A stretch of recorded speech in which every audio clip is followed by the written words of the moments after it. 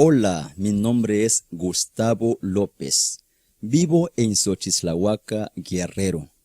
Lo que estás viendo aquí es la pantalla de mi celular con la escritura en la lengua ñantá. Yo quiero, de verdad, que tú de igual manera tengas instalada esta aplicación en tu celular. Mira, ¿cómo lo puedes utilizar? En la parte verde de arriba, en la esquina izquierda donde dice Mateo. Presionamos ahí. Ahora, se nos presenta una lista de libros. De aquí podemos escoger cuál libro queremos leer. Por ejemplo, vamos a seleccionar el libro de Apocalipsis. Aquí está. De nuevo arriba. Vemos que está escrito el número 1. Presionas ahí y ya nos dice cuántos capítulos contiene este libro. Vemos que son 22. Aquí podemos escoger cuál capítulo queremos leer. Si tú quieres leer, por ejemplo, el capítulo 21, presionas ahí y nos sale el capítulo. Si tú ya eres una persona que ya sabes leer esta lengua, eres bilingüe, aquí ya puedes comenzar a leer.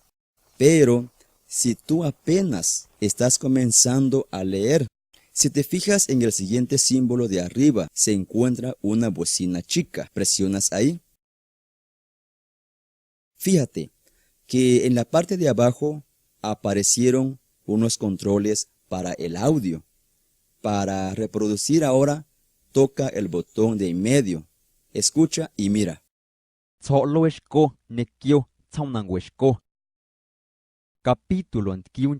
¿Ves que el audio está sincronizado con el texto?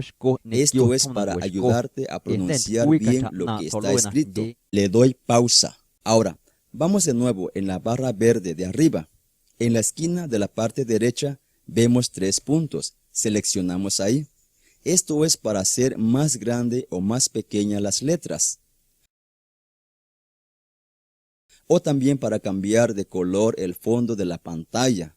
En este momento es blanco, pero si lo queremos cambiar por el color que vemos en medio, seleccionamos. ¿Ves? O también lo podemos hacer en pantalla de color negro. Donde quiera que te encuentres, es sumamente importante que conservemos nuestra lengua materna.